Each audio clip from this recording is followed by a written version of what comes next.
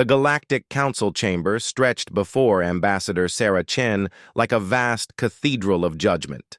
Crystalline spires twisted upward into darkness, their surfaces pulsing with alien bioluminescence that cast shifting shadows across the assembled delegates.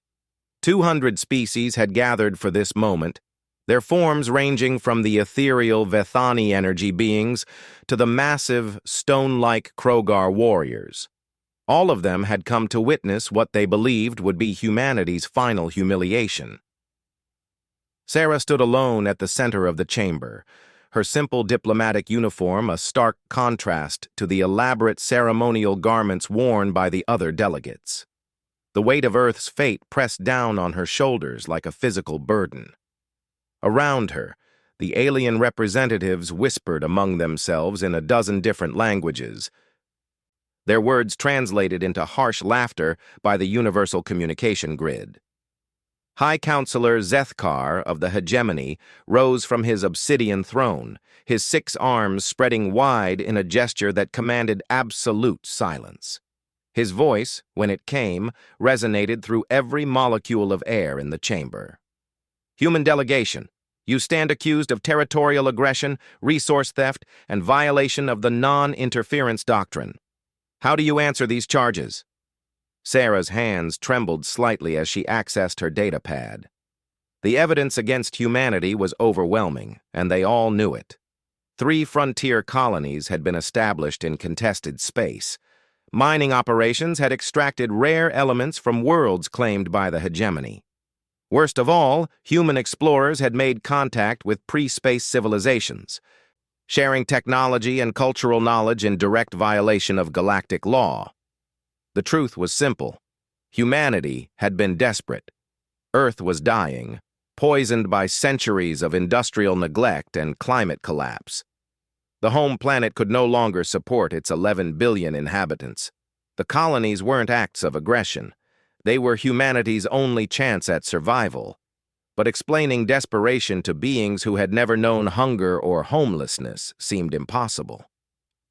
We acknowledge that human actions have violated established protocols, Sarah began, her voice steady despite the fear coursing through her veins.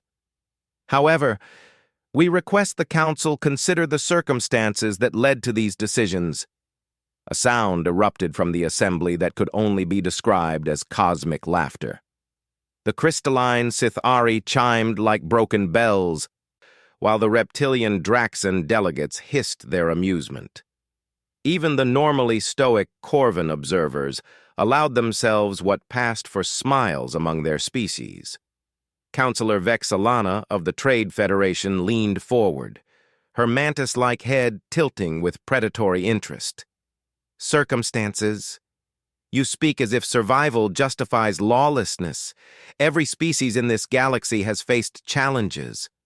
The difference is that civilized beings work within established frameworks rather than taking what they please like common pirates. The insult stung because it contained enough truth to be devastating. Humanity had acted outside galactic law, and there was no denying it. Sarah felt the weight of billions of lives hanging in the balance. If the Council voted to invoke the Extinction Protocol, human civilization would be systematically dismantled. Every colony would be evacuated, every ship impounded, every citizen relocated to detention worlds where they would live out their days as wards of more responsible species. The human species has proven itself unfit for membership in civilized galactic society, declared War Prime Kronthok of the Hegemony military caste. His voice boomed like artillery fire, and the massive warrior's 4 eyes glowed with barely contained aggression. They expand without permission, consume resources without restraint, and corrupt primitive worlds with their reckless interference. I call for immediate implementation of containment protocols. Murmurs of agreement rippled through the assembly. Sarah realized with growing horror that this wasn't really a trial, it was a sentencing hearing. The decision had already been made in backroom negotiations between the major powers. Humanity would be neutered as a species, reduced to the status of galactic pets under alien supervision. But Sarah Chen hadn't survived the Beijing Underground Wars, the Europa mining conflicts, and 15 years of cutthroat diplomatic negotiations by surrendering at the first sign of overwhelming odds. She straightened her shoulders and took a step forward, her voice cutting through the murmurs like a blade. Before you pass judgment on humanity, I invoke our right to trial by combat under the ancient codes. The chamber fell silent. Even the ever-present hum of the life support systems seemed to fade into nothingness. 200 alien faces turned toward her with expressions ranging from confusion to outright disbelief. High Counselor Zethkar's tentacles writhed in what Sarah had learned to recognize as extreme agitation. Human, you cannot be serious. The ancient codes have not been invoked for over 3,000 years. They are ceremonial relics, maintained only for historical significance. Nevertheless, they remain part of galactic law, Sarah replied, accessing her preparation materials with trembling fingers. Article 7 of the Foundational Charter clearly states that any species facing extinction may invoke trial by combat as a final recourse. The challenging species must select their finest warrior to face a champion chosen by the Council. Victory grants clemency and full restoration of rights. The silence stretched on for nearly a full minute before Counselor Vexilana began to laugh, a sound like grinding metal that made every human instinct scream danger. You would stake your species' survival on single combat? Against the greatest warriors this galaxy has ever known? The foolishness is so complete it approaches artistry. Around the chamber, other delegates joined in the laughter. The proud Vorthani warriors chuckled like distant thunder, while the insectoid hive queens clicked their approval in perfect unison. Even species known for their restraint and dignity seemed unable to contain their amusement at humanity's desperate gambit. Sarah felt heat rising in her cheeks but forced herself to remain calm. This reaction was exactly what she had hoped for. Let them underestimate humanity. It wouldn't be the first time alien arrogance had worked in their favor. War Prime Kronthak rose from his position among the hegemony delegation, his massive frame casting shadows across half the chamber. Standing nearly 3 meters tall and massing over 400 kilograms of muscle, bone, and natural armor plating, he represented everything humanity was not. His people had evolved on a high-gravity world where only the strongest survived, and their military prowess was legendary throughout the galaxy. I accept the challenge on behalf of the Council, he declared, his voice like an earthquake given form. It will be my honor to demonstrate why primitive species should know their place in the cosmic order. Sarah nodded slowly, though her mouth had gone completely dry. She had expected this outcome. Kronthak was the obvious choice for Council champion. His personal combat record included victories over representatives of 47 different species, and he had never lost a formal duel. Military analysts estimated that he could single-handedly destroy a small human city, given enough time and ammunition. Very well, she managed to say. Humanity accepts your terms. When do we begin? The combat will take place in 7 standard days, High Counselor Zethkar announced.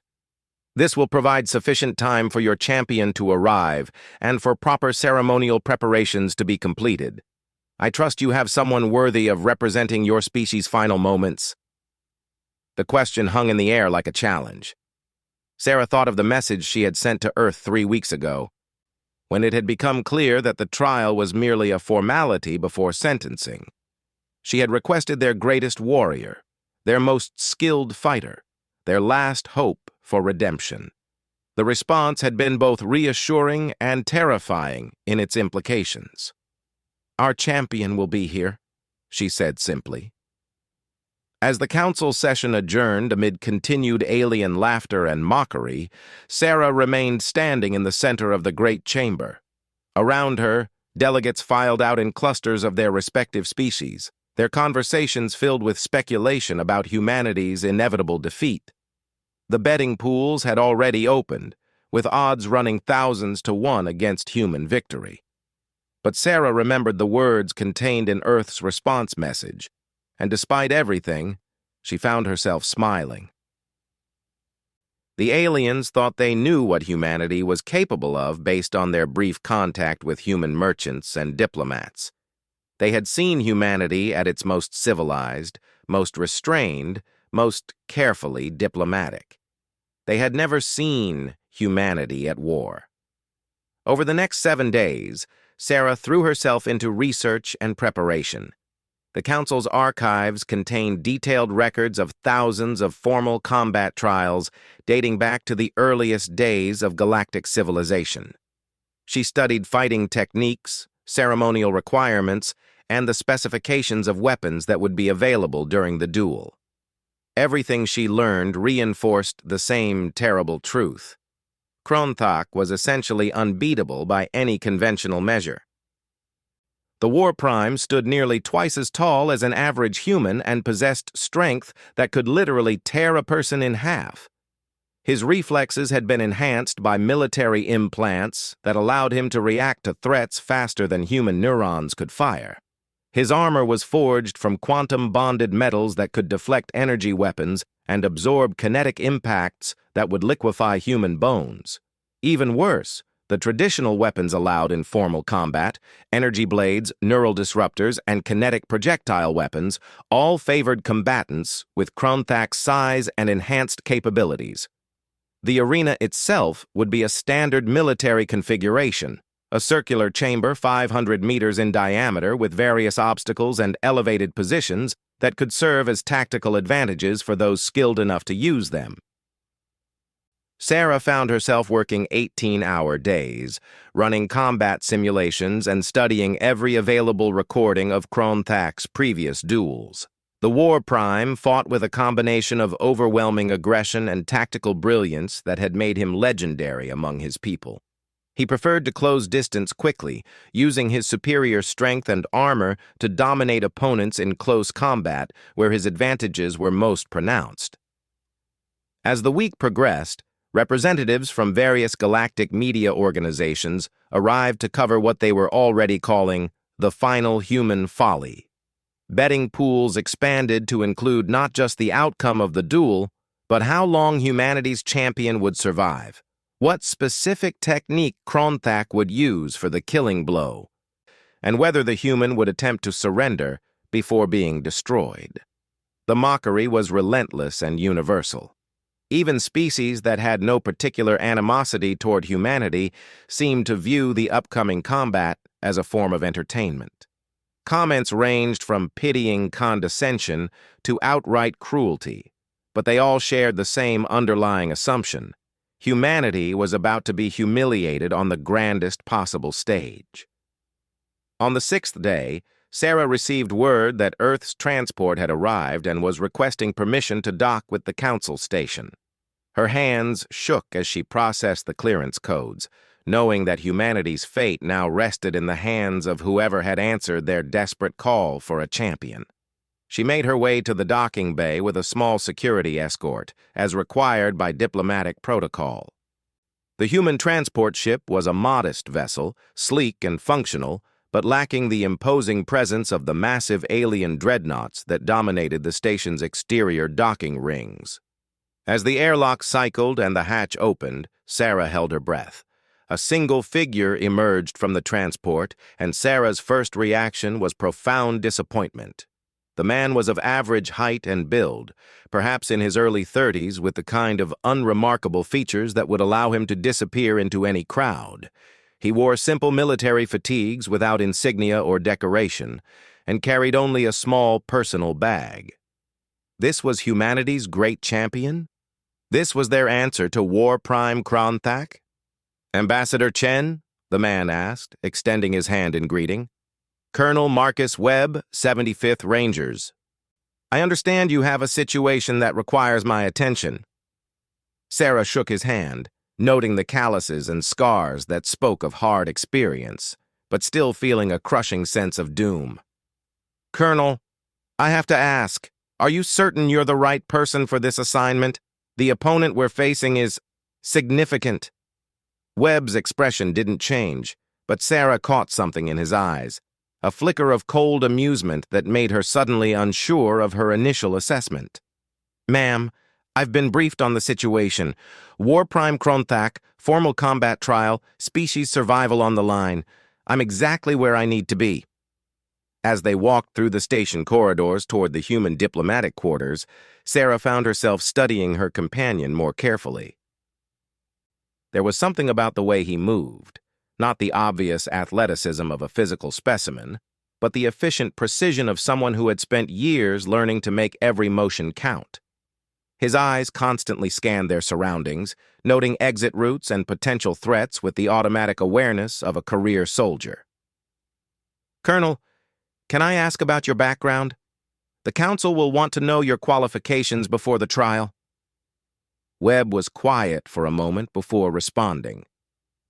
23 years of military service, multiple deployments in hostile environments, some specialized training that probably isn't relevant to current circumstances.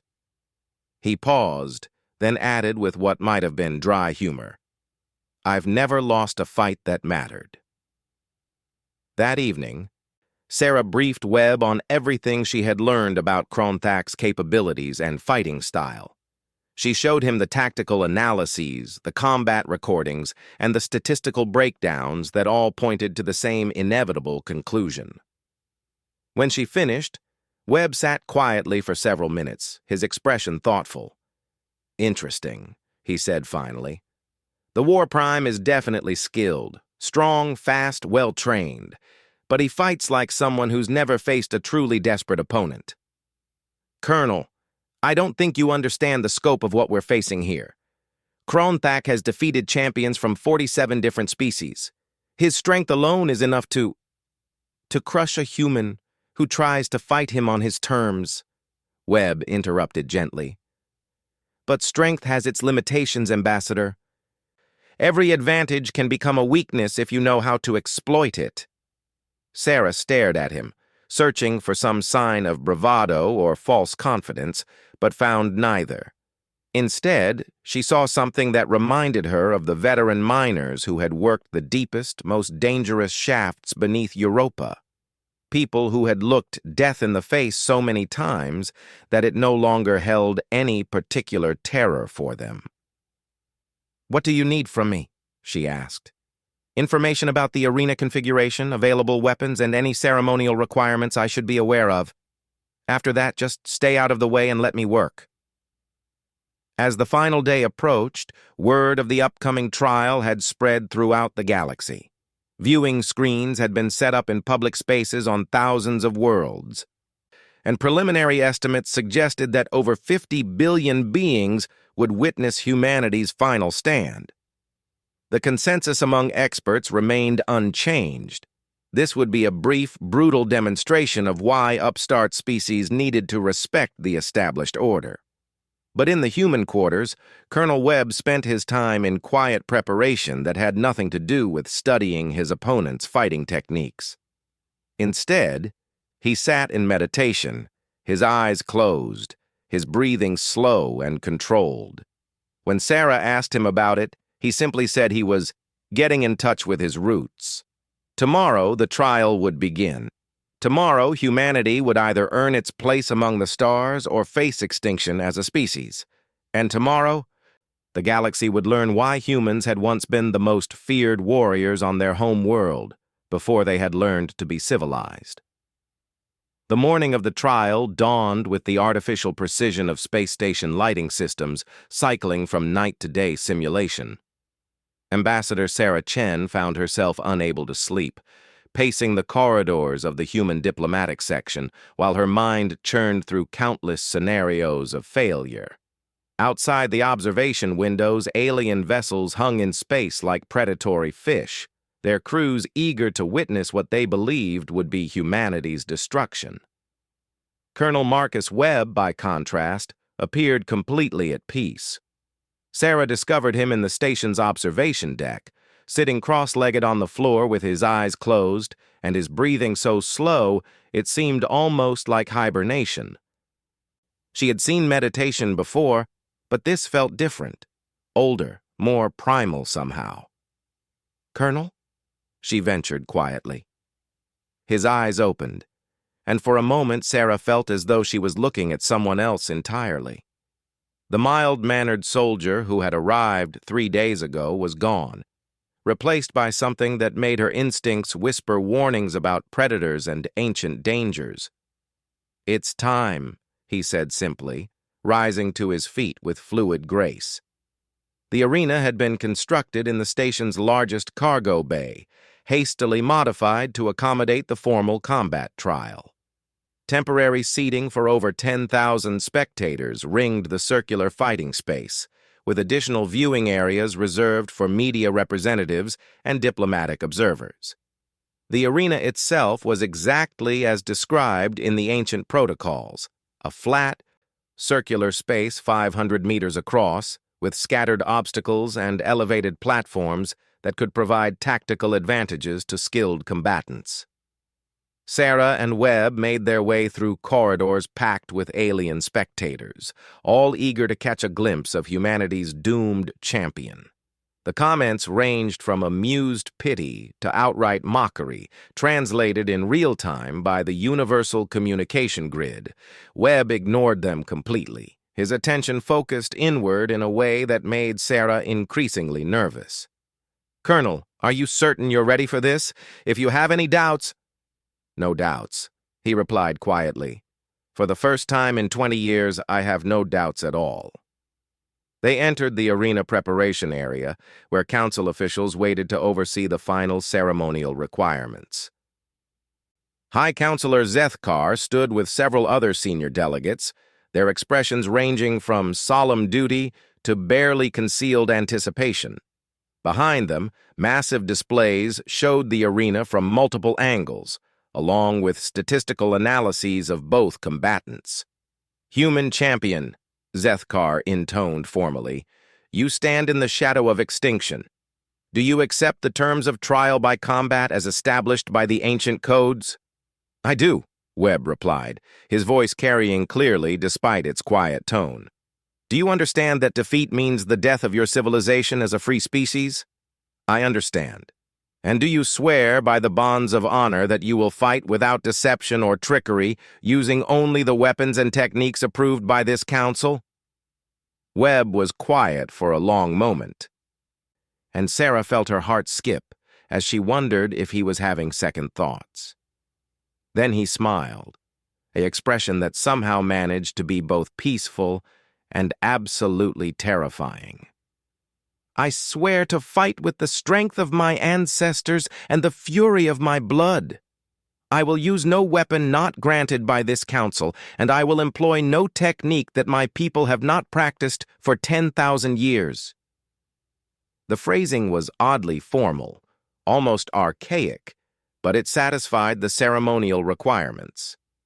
Council officials gestured toward a weapons rack where the traditional combat implements waited: energy blades that could cut through most known materials, projectile weapons with various ammunition types, and defensive equipment including personal shield generators. To Sarah's surprise, Webb ignored most of the advanced weaponry.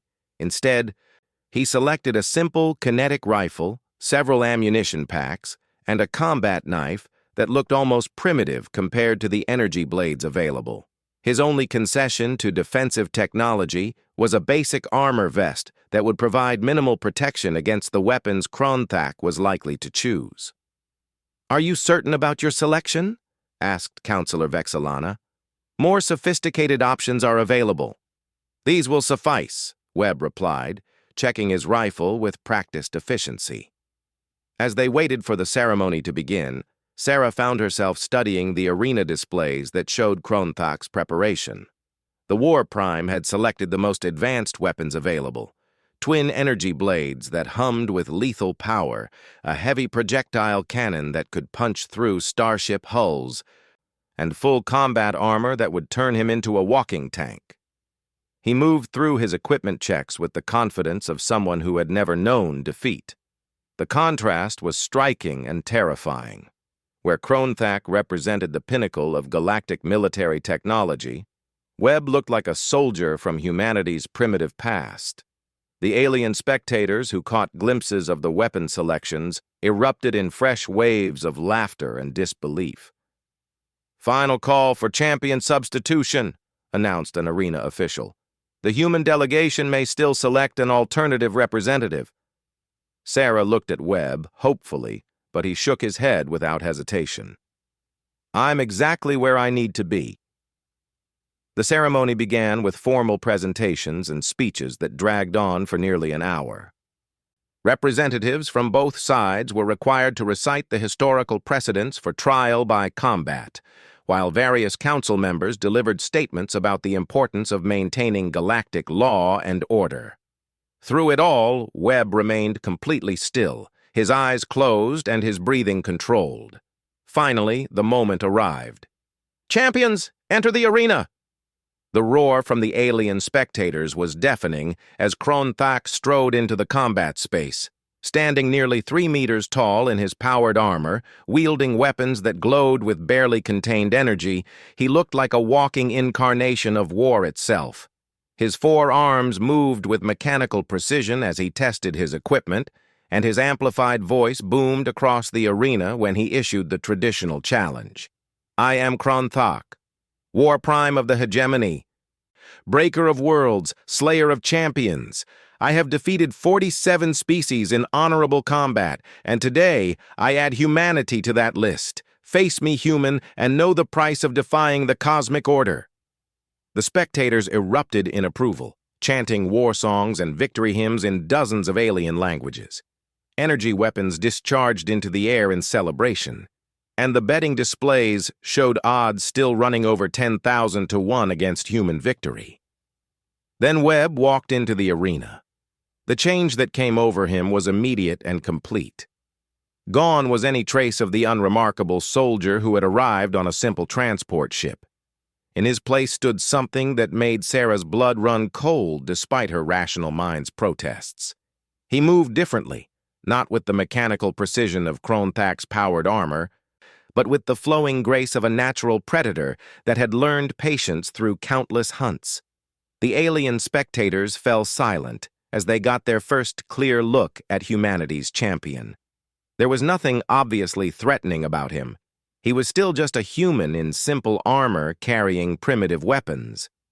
But something about his presence made instinctive prey responses trigger in species that hadn't known fear for millennia.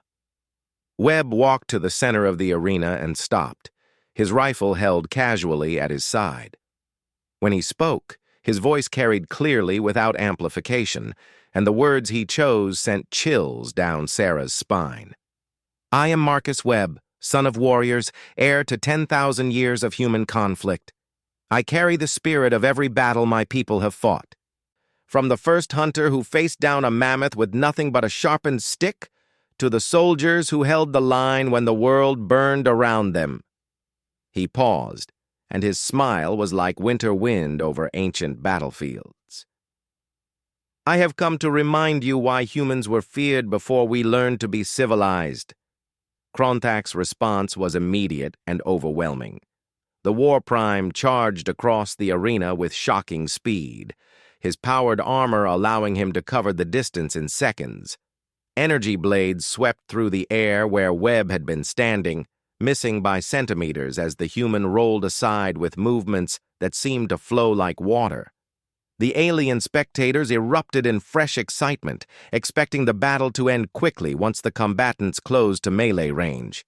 Kronthak's advantages in strength, speed, and armor should have made short work of any human opponent, but Webb refused to engage in close combat, instead maintaining distance and using the arena's obstacles to break line of sight whenever possible. "Stand and fight!" Kronthak roared, his translated voice booming through the arena speakers. "Stop running like prey and face me with honor!" Webb's response was a precision rifle shot that found the gap between Kronthak's helmet and chest armor. The bullet sparked harmlessly off the underlying energy shields, but the accuracy was unsettling. In the space of 3 heartbeats, While moving at full speed and partially obscured by arena obstacles, the human had placed a shot within millimeters of a fatal target. The pattern continued for the next several minutes. Kronthak would advance aggressively, using his superior speed and firepower to drive Webb from cover. The human would retreat, fade back through the arena terrain, and respond with precisely aimed shots that tested the War Prime's defenses without quite penetrating them. To most observers, it looked like a delaying action, humanity's champion buying time before his inevitable defeat. But Sarah was beginning to notice something that the alien spectators missed. Webb wasn't just retreating randomly. His movements followed subtle patterns that gradually drew Kronthak toward specific areas of the arena. More importantly, each exchange taught the human something about his opponent's capabilities and reflexes. Kronthak's frustration was becoming evident. The War Prime was accustomed to quick, decisive victories, where his overwhelming advantages could be brought to bear immediately. This tactical retreat and harassment was outside his experience, and his responses were becoming increasingly aggressive and less controlled. "Enough games!" Kronthak bellowed, switching to his heavy projectile cannon. The weapon was designed for anti-vehicle combat, and its first shot vaporized a section of arena wall where Webb had taken cover. The second and third shots followed in rapid succession, turning the human's position into a crater of twisted metal and ceramic fragments. But Webb was no longer there. Somehow, he had anticipated the shift in tactics and moved to a new position before the first shot was fired. His response came from an unexpected angle, a sustained burst of rifle fire that found a weak point in Kronthak's left shoulder joint.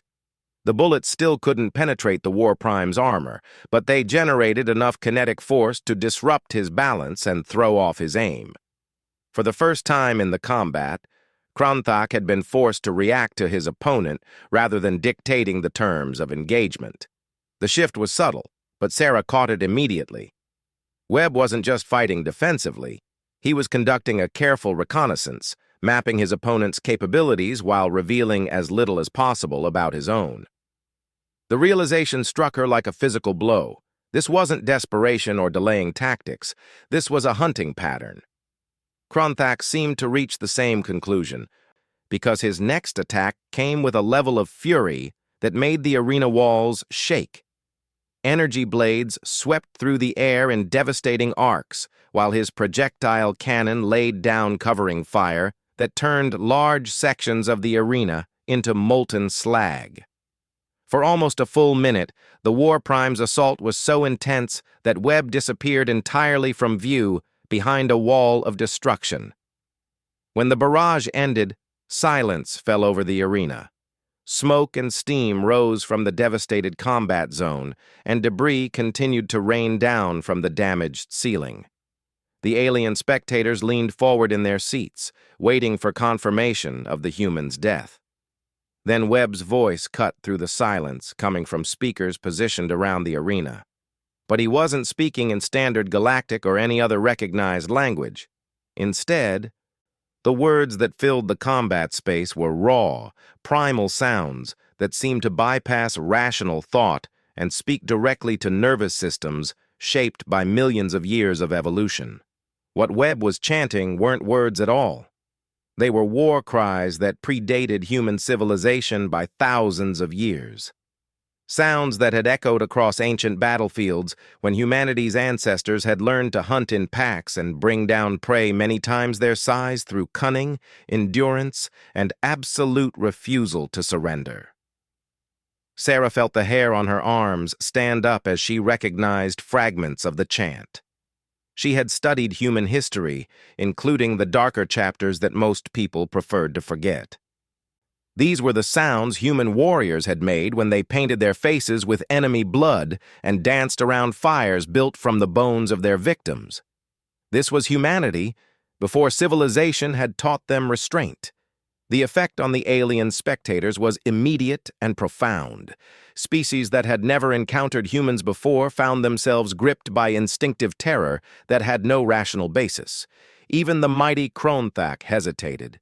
his sensors scanning frantically for the source of sounds that made his own warrior instincts scream warnings about apex predators and ancient death.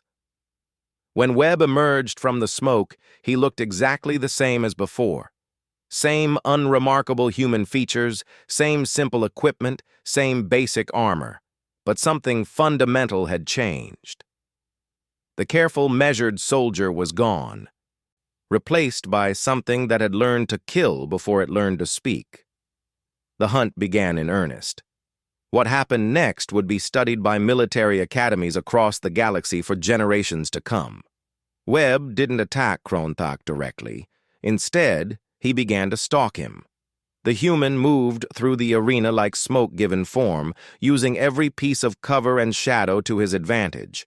His ancient war chants continued to echo from hidden speakers, but now they were accompanied by other sounds: the soft whisper of footsteps on metal, the barely audible scrape of equipment against walls, the subtle click of weapons being readied for use. Chronthak found himself in the unprecedented position of being hunted rather than hunting. His sensors could track Webb's general location, but the human's ability to disappear and reappear seemed almost supernatural. Every time the War Prime moved to engage, his opponent melted away like mist, only to strike from an unexpected direction moments later. The attacks weren't designed to cause immediate damage. Webb's primitive weapons couldn't penetrate Chronthak's advanced armor. Instead, each assault targeted specific systems and weak points with surgical precision. A burst of rifle fire disabled one of the War Prime's auxiliary sensors.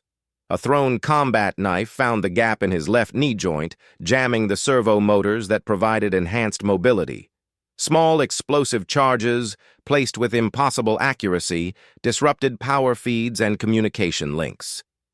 Ambassador Sarah Chen watched in growing amazement as humanity's champion systematically dismantled his opponent piece by piece. This wasn't the clash of titans that everyone had expected. It was a masterclass in asymmetric warfare, conducted by someone who had learned to fight enemies far larger and better armed than himself. The alien spectators were no longer laughing. The early confidence had given way to uncomfortable silence as they watched their unbeatable champion slowly being reduced to a clumsy, half-blind target. Chronthak's responses were becoming increasingly desperate and unfocused as his technological advantages were stripped away one by one.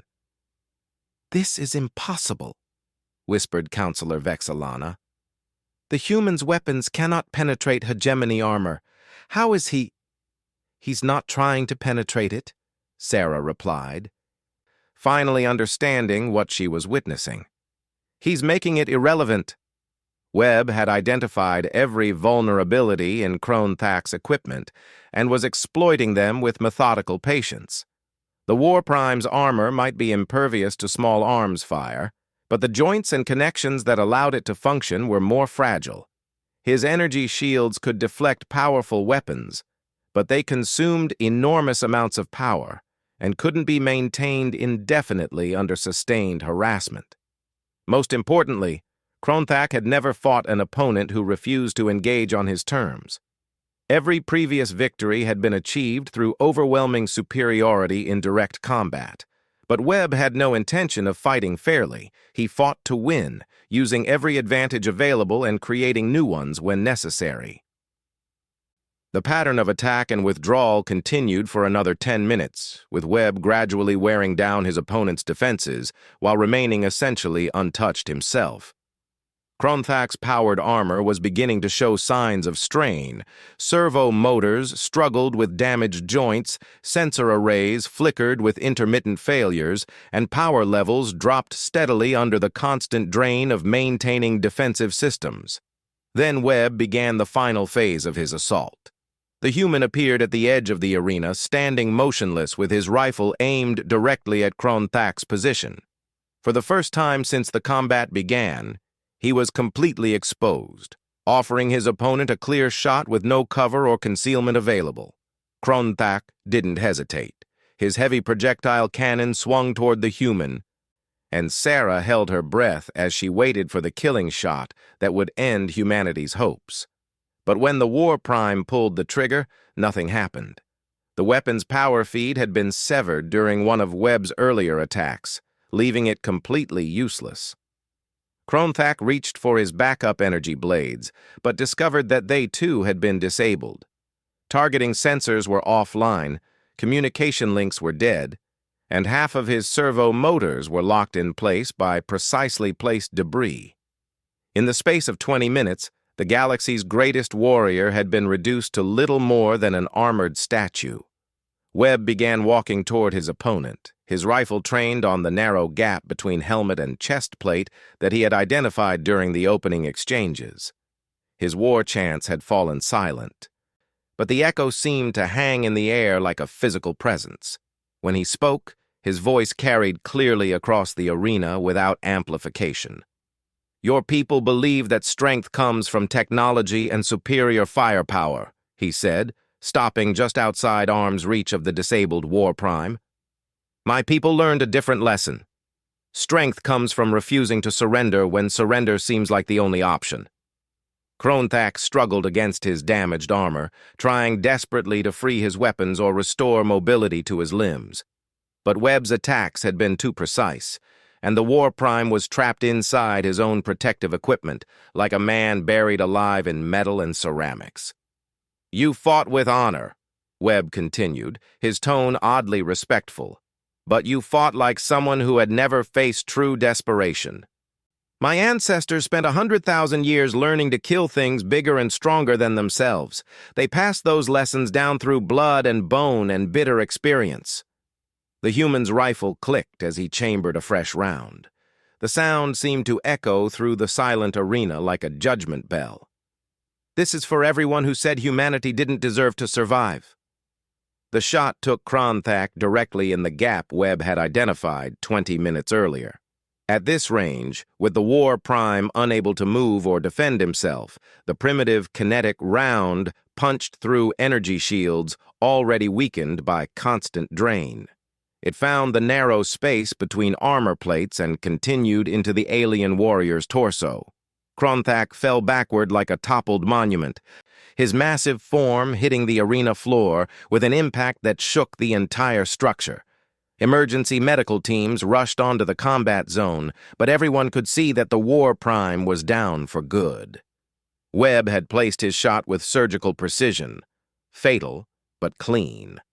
The arena fell into absolute silence. 50 billion beings across the galaxy watched through their viewing screens as a single human soldier stood over the body of the galaxy's greatest warrior. The impossible had happened. The underdog had won. Humanity would survive. But Webb wasn't finished. Instead of acknowledging his victory or celebrating humanity's salvation, he turned toward the viewing stands where the council delegates sat in stunned silence. When he spoke, his words were carried by the arena's communication system to every corner of the galaxy. "You wanted to see what humanity was capable of," he said, his voice cutting through the silence like a blade. "You wanted to judge whether we deserve to exist alongside your civilized species. Well, now you know." He gestured toward Kronthak's fallen form, without taking his eyes off the alien dignitaries. "This is what we are when you back us into a corner. This is what we become when our survival is threatened. For 20,000 years, my people fought wars that would have broken your civilizations before they began. We learned to be killers before we learned to be builders. We mastered death before we discovered science." Webb's smile was like winter wind over a battlefield. "You ridiculed us because you thought we were soft. You thought civilization had made us weak. You believed that beings who chose diplomacy over warfare must lack the capacity for violence. That was your mistake." He picked up his rifle and checked the chamber with casual efficiency. "Humanity chose to be civilized. We chose to follow your laws and respect your boundaries and negotiate instead of simply taking what we needed. But choice implies alternatives, and you've just seen what the alternative looks like." High Counselor Zethkar finally found his voice. "Human champion, your victory is acknowledged. The trial by combat is concluded, and humanity's rights are restored under—" "I'm not finished," Webb interrupted, his voice carrying absolute authority. "You're going to listen to what I have to say because your survival might depend on it." The threat was subtle but unmistakable. And every alien in the arena suddenly understood that they were not looking at a civilized human diplomat. They were facing something that had learned to kill for a living and had been very, very good at it. "Humanity will accept restoration of our rights and full membership in galactic society," Webb continued. "Our colonies will be recognized as legitimate. Our mining operations will proceed without interference, and our cultural exchange programs will continue as planned. In return, we will continue to abide by civilized law and maintain peaceful relations with all species represented on this council." He paused, letting the implications sink in. "But if any of you ever threaten human survival again, you won't face soldiers like me in formal combat. You'll face 10 billion of us in total war. And we'll bring back every lesson our ancestors learned about making other species extinct." The silence that followed was the most complete Sarah had ever experienced. No one moved, no one spoke, no one even seemed to breathe. Webb had just delivered the most polite ultimatum in galactic history, wrapped in terms that made its underlying threat absolutely clear. Finally, Zethkar managed to respond. "The Council acknowledges humanity's terms. Full rights and privileges are hereby restored, with all previous charges dismissed." Webb nodded once, then turned and walked toward the arena exit. As he passed Sarah, he paused for just a moment. "The diplomatic phase is over, Ambassador. From now on, humanity negotiates from a position of strength." As the arena slowly emptied and normal station operations resumed, Sarah found herself thinking about what had really happened during the trial. Webb hadn't just defeated Kronthak, he had fundamentally altered the galaxy's perception of humanity in the space of 30 minutes. Every species that had dismissed humans as harmless primitives would be reassessing that judgment. Every military analyst who had calculated human capabilities based on their peaceful behavior would be revising their estimates. And every potential aggressor, who had seen humanity as easy prey, would be looking for softer targets. The message was clear. Humanity had chosen to be civilized, but they hadn't forgotten how to be savage. They preferred diplomacy, but they remained capable of warfare, and if forced to choose between extinction and unleashing the full fury of their warrior heritage, they wouldn't hesitate for a moment. In the weeks that followed, Sarah watched as the galaxy's attitude toward humanity underwent a dramatic transformation. Species that had barely acknowledged human existence suddenly became eager to establish trade relationships and cultural exchanges. Military alliances that had been unthinkable before the trial were quietly proposed and accepted. Even the mighty hegemony began treating human diplomats with a level of respect that bordered on deference. The ridicule was gone, replaced by something between admiration and healthy fear. Humanity had earned its place among the stars not through superior technology or overwhelming numbers, but by demonstrating that civilization was a choice, and that those who threatened that choice would face consequences beyond their darkest nightmares. As Sarah filed her final report on the trial, she included a personal note that would become required reading at the Diplomatic Academy. "Today we learned that humanity's greatest strength has never been our technology, our numbers, or our resources. Our greatest strength is our refusal to surrender, even when surrender seems inevitable. We are a species that chooses to be civilized, but we never forget how to be dangerous. The galaxy would do well to remember both sides of that equation." The trial by combat had ended with humanity victorious, but more importantly, it had ended with the galaxy understanding exactly what they were dealing with when they encountered the children of Earth. Humans were no longer the newcomers begging for acceptance. They were the species that other civilizations measured themselves against when they needed to know what true determination looked like. And in the depths of space, On colony worlds where human families were building new homes among the stars, children learned new stories about the day their champion faced impossible odds and reminded the galaxy why their ancestors had once ruled an entire world through will and warfare alone. The age of human diplomacy had begun, but it was built on a foundation of ancient strength that would never be forgotten again.